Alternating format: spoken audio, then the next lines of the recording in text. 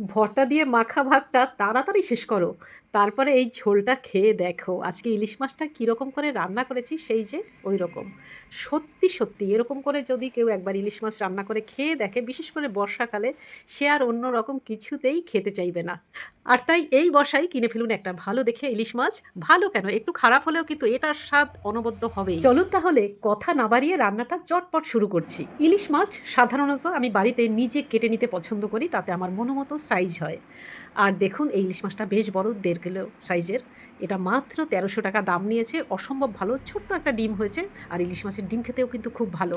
এখান থেকে আমি মাত্র আমার মনোমতো 5-6 পিস মাছ বেছে নেব, আর সেটাই আজকে রান্না করব একেবারে চটজলদি। পরিষ্কার করে ধুয়ে জল ছড়িয়ে সেই মাছের টুকরোগুলো রাখা, তাতে আমি দিয়ে দিলাম হলুদ গুঁড়ো আর পরিমাণ মতো নুন। শুধুই এই নুন আর হলুদ গুঁড়ো মাখিয়ে আমি খানিকক্ষণের জন্য রেখে দেবো। মাছগুলো ঢাকা চাপা থাক, আর এইদিকে আমি কিছু সবজি কেটে তারপরে কড়াটা বসিয়ে দিলাম। কড়াটা ভালোভাবে গরম হয়ে যাওয়ার পরে আমি এখানে দিয়ে দিচ্ছি একদম খাঁটি সর্ষের তেল। তেলটা ভালো করে গরম হয়ে যাওয়ার পরে আমি মাছের টুকরোগুলোকে ভেজে নেব একেবারে হালকা করে, যেহেতু এটা ইলিশ মাছ। কথাটা আমরা সবাই জানি যে ইলিশ মাছ বেশি ভেজে ফেললে স্বাদ একেবারে বরবাদ, তবে ভাজা খেতে হলে সেটা আলাদা কথা।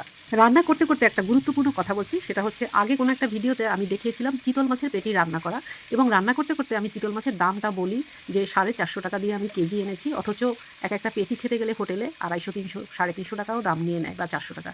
তো সেটা আমার অনেক দর্শক বন্ধু অ্যাকসেপ্ট করেছে, অনেকে বলেছে আমি বানিয়ে বলছি এত কম হয় না। হ্যাঁ হয়তো, আমি পাটুলি বাজারের কথা বলেছি, এবং এটা একটু বেলার দিকে ছিল, যখন আমার মাছওয়ালা ওর নাম সাধন মাছে বরফ লাগাবে তার ঠিক আগে আগে আমি ঢুকেছিলাম। আমাকে বলল যে ম্যাম এটা নিয়ে নিন, খুব কমে ছাড়ছে। ও মাঝে মধ্যে আমাকে এই দামে চিতল মাছ দিয়ে থাকে, এটা কেউ বিশ্বাস করুক আর না করুক, আমি কিন্তু পেয়ে যাই।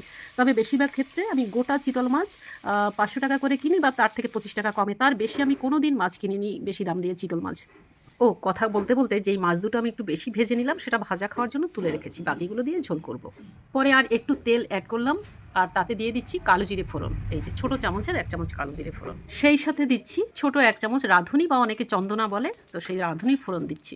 আমার মা কাকিমাকে দেখতাম যে একটা তেজপাতাও দিচ্ছে, কিন্তু আমি দিলাম না, কারণ অনেকের তেজপাতার গন্ধটা ভালো লাগে না। দিচ্ছি বড় সাইজের 2টো চেরা কাঁচা লঙ্কা।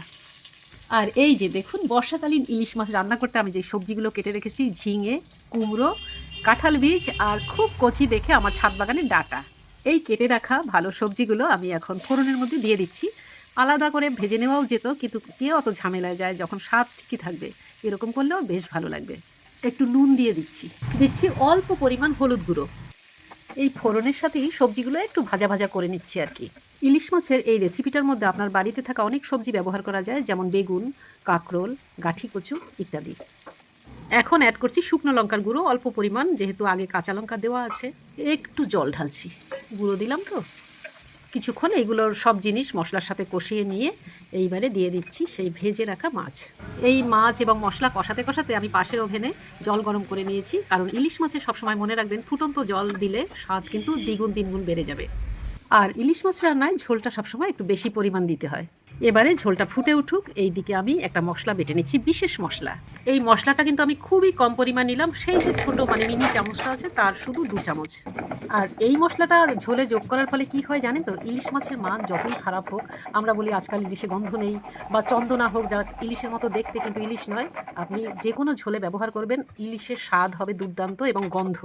এই দিকে দেখুন ঝোলটা বেশ ফুটে উঠেছে, তাই ফ্লেমটা একটু কমিয়ে দিচ্ছি। এই মশলাটা দেওয়ার একটা বিশেষ সময় আছে, যখন সবজিগুলো অনেকটা সেদ্ধ হয়ে আসবে সেই সময় অ্যাড করতে হবে।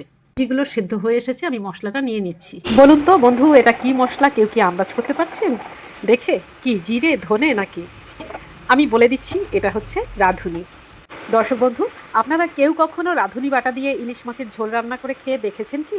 যদি খেয়ে থাকেন অবশ্যই কমেন্ট করে জানাবেন। এইদিকে দেখুন রান্না করতে করতে জোর বৃষ্টি নামতে শুরু করেছে, ইলিশ মাছের এই ঝোল আজকে জমে যাবে। রান্নাটা একটু মুনশিয়ানা দেখাচ্ছি আর কি। এই যে ভেসে থাকা তেলগুলো মশলার মধ্যে তুলে নিচ্ছি, এই মশলার সাথে এটা মিশিয়ে তারপরে ঝোলে দিলে বেশি স্বাদ আসে।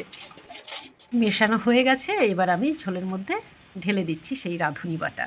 আমার দর্শক বন্ধুদের কাছে আমার অনুরোধ যে তারা কিভাবে ইলিশ মাছ রান্না করেন আমাকে অবশ্যই কমেন্ট করে জানাবেন, আমিও শিখব। যেমন অনেকের কাছেই আমি শিখতে পেরেছি চিতল মাছ আরও কিভাবে ভালো করে সুস্বাদু করে রান্না করা যায়। আজকে তাহলে এই পর্যন্তই, দেখা হবে আবার অন্য কোনো রান্না নিয়ে। ভালো লাগলে চ্যানেলটি সাবস্ক্রাইব করবেন, আর পেজ থেকে দেখলে অবশ্যই ফলো করে দেবেন।